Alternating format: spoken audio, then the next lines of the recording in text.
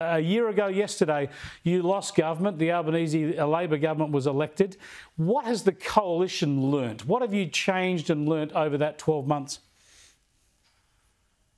Well, look, from a Nationals perspective, we did really well in the last election in holding on to all our seats. We had a few near-death experiences and we have to learn, understand and re-engage. And from the very beginning, I went out and made sure that we had a listening tour, listening to particularly the cohort that left us the most, which was women from 18 to 54-year-olds. We had to understand why they did that, be honest, learn from that and rebuild trust. And we're trying to do that. We'll do that over the coming 12 months with policies we'll put forward.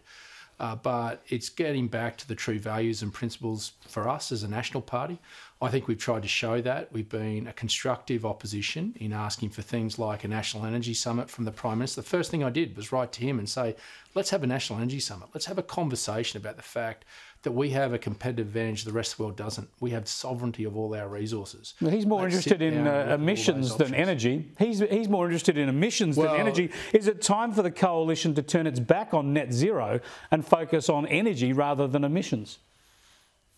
Well, you can do both, and this is where common sense prevails, and that's what the National Party wants to achieve. If you want to turn your back on net zero, as much as you want to tell the world to take a running jump, we rely on trade, and if you don't have a licence to trade, then effectively the people I represent, particularly in remote and regional Australia that are farmers, they get less for their commodities, but every Australian will probably pay up to 3% more on their mortgage.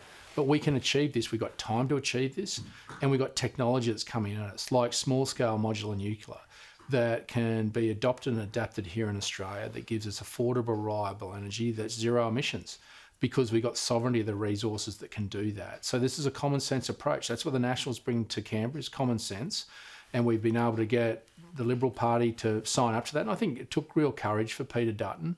And I congratulate him for that because the Liberal Party weren't there. We've been on this journey of nuclear for a decade or so in the Nationals, and the fact that Peter Dutton's had the courage to do it, I think, shows a lot about his leadership and speaks volumes about him as a human being. Well, one area where you as the Nationals showed leadership was opposing the Voice. You got out early and did that ahead of the Liberals. The Liberals are there with you now. Both parties are strongly against the Voice on principle. You say it would undermine good governance in this country. You say it would divide the nation along racial grounds. If the Voice is such a troublesome proposal, one that fundamentally changes the country, will you commit to having another referendum if it succeeds? If you win government and the Voice succeeds, would you put a referendum in to repeal it subsequently? Well, you've got to listen to democracy, Chris. That's the key premise and tenet of our society. But what we've always said, if this was about constitutional recognition, if this was about a simple set of words that gave recognition a statement of fact, Indigenous Australians were here. Sorry, we're pressed for time. But my point is, so therefore you're saying if the referendum gets up, you accept that. You're not going to try and revisit that when you come back to government and have another referendum to overturn it.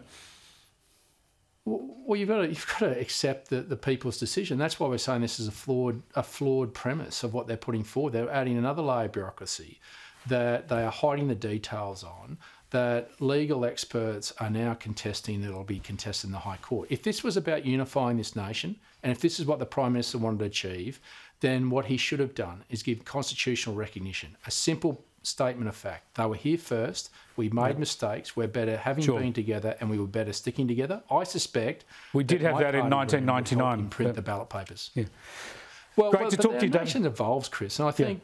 Yeah, I think our nation evolves and we should be proud of that, but we don't want to go too far that doesn't achieve what we're trying to do, which is close the gap, and this thing won't close the gap. David Littleproud, thanks so much for joining us again.